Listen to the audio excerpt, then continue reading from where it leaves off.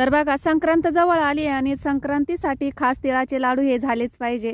तर त्यासाठी 1 वाटी तीळ घेतली, 1 वाटी गूळ घेतलाय. पाकातले लाडू बनवतोय आपण.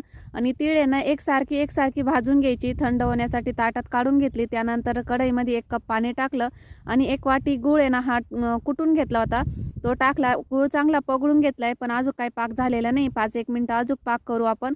तर बघा, अशा पद्धतीचा पाक झालाय. पाकाची गोळी झाली म्हणजे पाक आपला तयार झालाय. यामध्ये ना सर्व आता तीळ आपण टाकून देऊ आणि पूर्ण तीळ ना एकसारखी हलवून घेऊ, म्हणजे मिक्स करून घेऊ पाकामध्ये. तर बघा, अशा पद्धतीने ना पाकामध्ये आपण तीळ सर्व मिक्स करून घेतली. खाली उतरून ठेवायचं आणि तीळ थंड होईपर्यंत आहे ना लाडू पटपट वळून घ्यायचे. हाताला थोडंसं पाणी लावायचं आणि त्यानंतर ना हे बघा अशा पद्धतीचे छोटे छोटे लाडू बनवून घ्यायचे.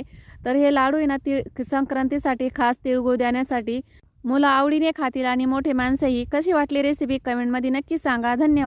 संक्रांत जवळ आली आणि तुम्ही लाडूच बनवले नाही तर वाट कशाची बघताय? चला लगेच रेसिपीला सुरुवात करू. 1 वाटी भरून तीळ घेतली. चांगली तीळ भाजून घ्यायची तडतड होईपर्यंत. नाही तर जास्त जर भाजली तर करपट लागते, त्यामुळं तडतड होईपर्यंत भाजून घ्यायची. एका ताटामध्ये थंड व्हायला काढून घ्यायची. त्यानंतर त्याच कढईमध्ये 1 कप पाणी टाकायचं. 1 वाटी गूळ टाकायचा.